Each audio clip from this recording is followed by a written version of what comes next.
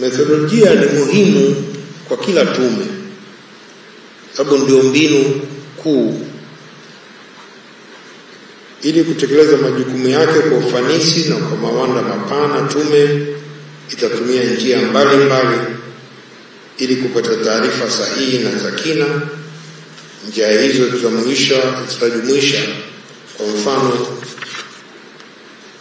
mapitio ya uchambuzi wa nyaraka mbalimbali, mahojiano ya ana kwa ana na kwa njia ya mtandao, dodoso la mtandaoni, barua pepe, barua za kawaida, ujumbe mfupi wa simu, kutembelea uwandani, mijadala ya makundi mbalimbali, ushauri wa kitaalamu na kadhalika. Lakini imani yetu kuwa kwa kutumia njia hizi na nyingine tutaweza kupata taarifa zote muhimu na tutafikia wadau walio wengi.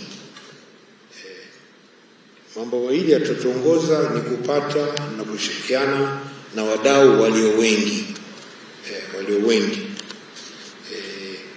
ili tuweze kutimiza kazi zetu. Kwa hiyo tumeanza pia kwa kuainisha wadau muhimu ambao tutaanza kushirikiana nao, na hii listi haijafungwa, ni listi endelevu. Hata nyinyi kama waandishi wa habari, kama kuna mtu au taasisi mnajua ana taarifa maalum, basi tujulisheni.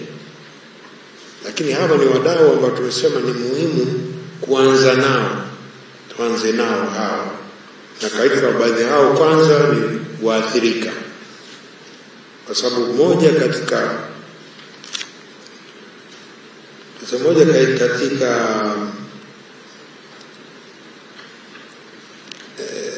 tume hizi linafanya ni kuponya, therapeutic, ni kuponya, kuanza kuponya.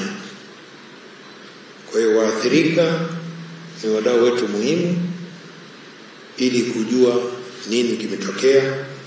Watuhumiwa walioshiriki pia tujue,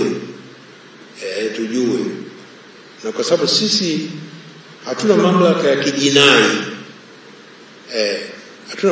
kijinai, hatumshtaki mtu sisi.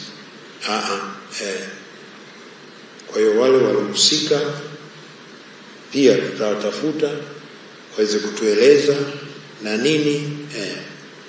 Vyama vya siasa, asasi za kiraia, wasimamizi wa uchaguzi, na tume huru ya uchaguzi, viongozi wa dini, viongozi wa bodaboda, viongozi wa machinga, wafanyabiashara na wajasiriamali, washiriki wa maendeleo, watu mashuhuri, mamlaka za serikali za mitaa, za vijiji, za kata, hasa kwenye maeneo yaliyoathirika zaidi, vyombo vya ulinzi na usalama, lakini pia sekta binafsi, walinzi wa sekta binafsi, waandishi wa habari, watafiti, wataalamu wa sekta na fani mbalimbali. Kama unasema, ukiangalia hadidu za rejea zile, nyingine zinahitaji utaalamu, nyingine zinahitaji hivi, lakini kama tunasema sisi msingi wa shughuli zetu tumesema kutaka kushirikisha na kuwa na wadau wengi katika muda wa kazi. Hadidu za rejea zimetupa siku 90. Kama nilivyosema, siku 90 zimeanza kukimbia tangu tarehe 20 Novemba. Kwa hiyo kama ni saa, kila nukta ni muhimu kwetu, Kwa hiyo tunaomba mnasema ushirikiano ili tuweze kumaliza kazi yetu. Lakini nyingine moja, kabla sijahitimisha, niseme tu kwa uchambuzi wetu wa haraka.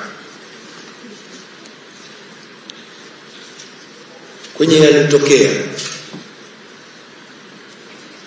Watanzania wenzetu wanataka nini kutoka kwenye tume kama hii? Kwa sababu kabla tujaanza kazi na sisi pia tumejiangalia wenzetu wanataka nini, Watanzania wenzetu. Kwanza wanataka uchunguzi kamilifu,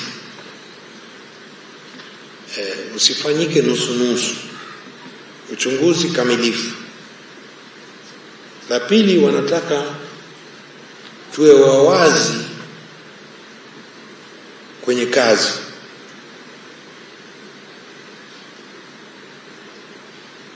Tatu, kama tuchukue ushahidi ambao utatumika. Sio tutachukua ushahidi ambao hauwezi kutumika.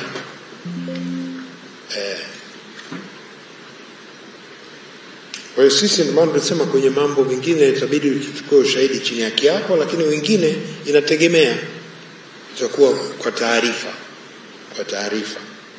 Uwazi, tunasema mikutano yetu mingine yatafanyika kwenye hadhara, lakini nyingine kwa sababu nyingine itabidi tuende kwenye faragha. Tutakwenda kwenye faragha kwenye mazingira maalum kulinda kwa mfano haki za mtu. Haki Tanzania sasa hivi kuna Data Protection Act kama mnafahamu. Labda yule mtu tunaogopa anaweza kudhuriwa akishirikiana na sisi na kadhalika. Kwa hiyo tumewekea parameters zile, lakini Watanzania wanataka tuchunguze kwa kina, tuchunguze kwa utaalamu wa kutumia data na kadhalika. Kwa hiyo nadhani hayo matakwa sisi tumeyaona na ndio atakayotuongoza katika kujibu hadidu za rejea.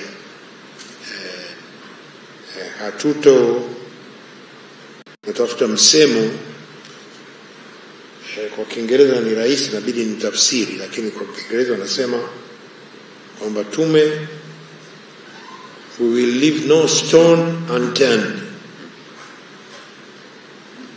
Hatutaangalia jiwe bila ya kuligeuza.